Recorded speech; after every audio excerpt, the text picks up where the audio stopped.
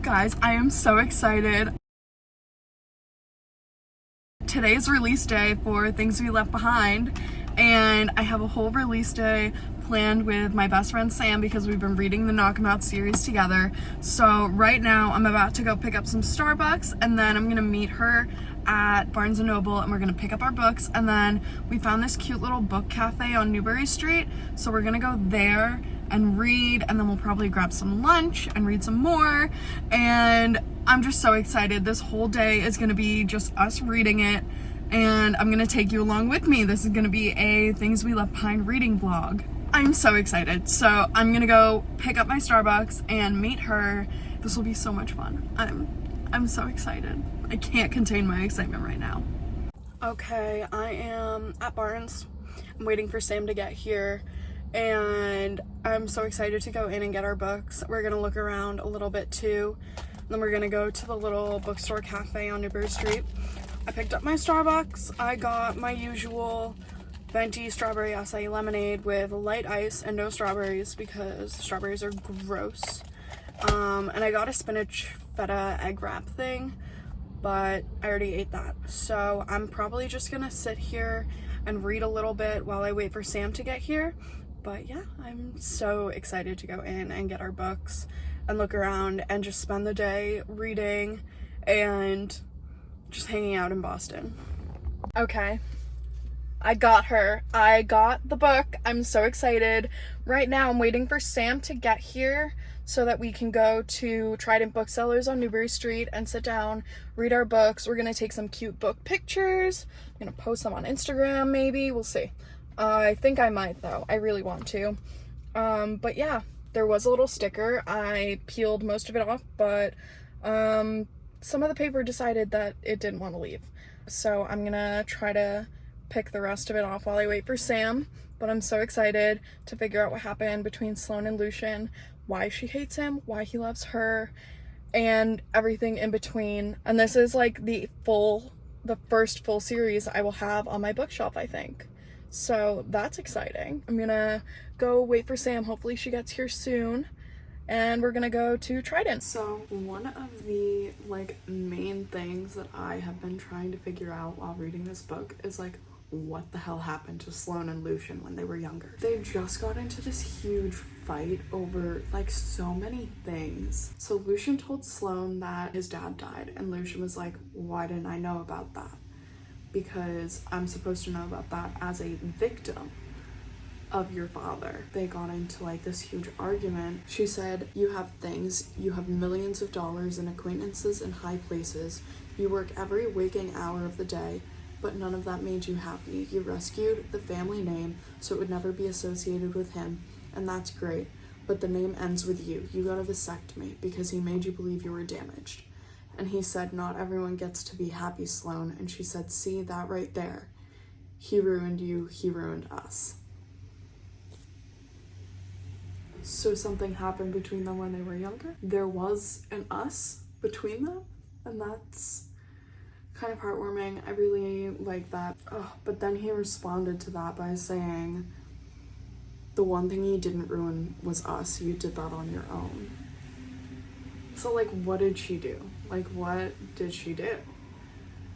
But considering she was a victim of his dad, I personally think, and Sam and I have talked about this, I think that she went to talk to his dad or confront his dad, and his dad beat the shit out of her. And then that's what ruined them, because she got hurt and Lucian didn't want her to get hurt. And his whole thing is he essentially doesn't like getting close to people because the people he loves, if he gets too close, he's afraid that they're gonna get hurt, since that already happened with Sloane. So far so good. I mean, I'm kind of upset. I want them to move along with the Lucian and Sloane, but they're not gonna do that, so I guess we'll see. The chuckle, I just chuckled. It was more of a cackle. So Sloane is at Lucian's hotel, and he saw her trying to get all the other men after he decided he needed to sleep with her. So he scared off all the other men and then convinced her to sleep with him, saying it's just a one-night thing. They are gonna get it out of their systems and go on their ways. And so now they're heading up to the hotel room. And I'm so excited.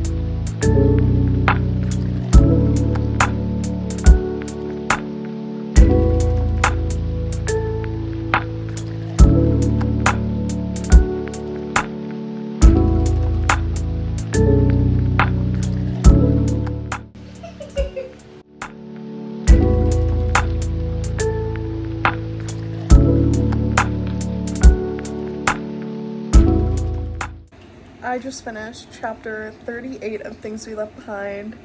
I had tears in my eyes, like, guys, it was so good. Me and Sam are texting about it right now, and like, the last sentence, like, he said, I remember every second of us. Guys, oh my god, Nick is like unamused right now. But I literally, guys, I'm like crying right now. There's actual tears in my eyes right now, and I don't know what to do. And I want to keep reading, but it's like 12:45 right now, and I have to get up and do stuff tomorrow because I'm leaving for Vegas, and I have shit to do, but I literally, oh my god, that whole chapter, that shattered my heart. And then Lucian put it back together. Guys, I literally have no clue what to say. Like, it's so good. It's so good.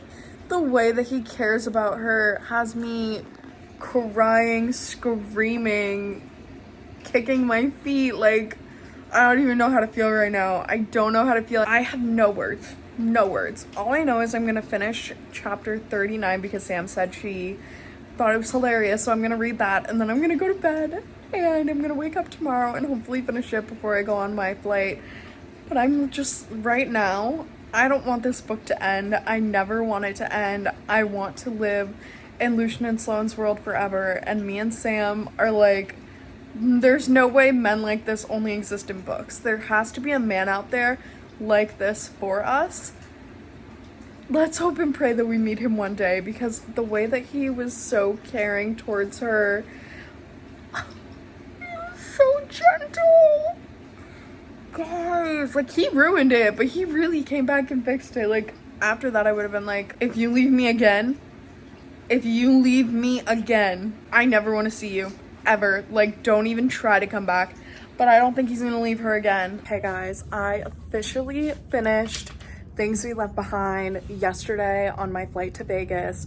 Currently in Vegas with my best friend and a couple of her family members to celebrate her birthday, so that's exciting. I would do a full update on this in a little bit, just because right now we're getting ready to go somewhere, but I wanted to hop on and say that I finished it. But I'll do a full sit down, update my thoughts and everything on the book. But I loved it. Lucian and Sloane forever and always.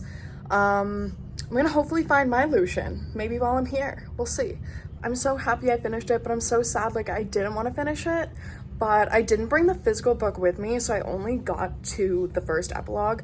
I have the bonus epilogue in my physical copy, so I'll probably read that later just to see, like, what happened. Like, I'll read it when I get home because I don't have it with me. But yeah, I'm so excited to read that and update you guys on my final thoughts of the book. So far, so good. I think I'm gonna be giving it like a 4.755 stars. I just need a couple more days to think on it. But so far, I absolutely loved it. It was probably my favorite book of the series, and their chemistry, it's just so good. Chef's kiss. Lucy did such a good job on that book. I'm so happy with it. But yeah, I'm about to head out, but I will talk to you guys later. Let's talk about things we left behind. I finished this on my flight to Vegas, and I was crying on the plane. It was kind of embarrassing, but it was so good. This is probably one of my most anticipated reads for the year. Rightfully so. It was wonderful. At first, I was a little skeptical. I was actually kind of annoyed with Lucy because a lot of it in the beginning had more to do with the case that they were studying rather than like Sloane and Lucian's love story. But towards the end, it just got really good. Overall, I think I gave it 4.75 stars, which I will hold to it. I can't give it a 5 stars just because of how much it annoyed me in the beginning. I've always loved Lucian. I've always loved Sloane. And I think we got really good snippets in the other books of like their banter and everything. And that banter continued into this book, which was great. And nothing can truly beat their banter. I thought Knox and Naomi had the best banter. Lucian and Sloane, they really do. They top Knox and Naomi, and Knox and Naomi I held like top tier for banter until Lucian and Sloane came around. I loved it. I don't even know what my favorite quotes are. I have a whole bunch highlighted, so I think I'm just gonna read my favorite quotes. From there, I'll determine which one is my absolute favorite, but I can't really see right now. Like, holy crap. This one hurt me. Like, it hurt me so good, but it hurt me. And it was Sloane's father, Simon. The last text message he sent to Lucian said, "If I could have chosen a son in this lifetime, it would have been you. Take care of my girls."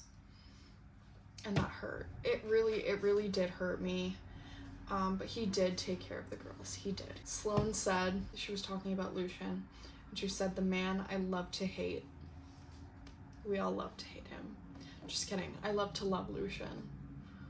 I love that man. Sometimes making things nice on the outside makes them better all the way through. He looked at Sloane when she was in his office and he said, "I want you not to matter at all." And then she said, "I mattered to him," and he hated that. He did hate that, but I loved it. The feelings that we resist the most are the ones that have the most to teach us. Look at how many highlights are on this page. I don't know if you can see like the pencil, but there's so many highlights. You can't just keep putting your emotions in a box with a lid and expecting them to stay there. That's not what feelings do. And that just hit. Embracing the messiness of life is where you find its greatest treasures. This quote hurt, but it is so true. It says, "Broken men broke women." It's okay, you can hang on to me. I won't break, Sloane said to Lucian. It was perfect. She was perfect.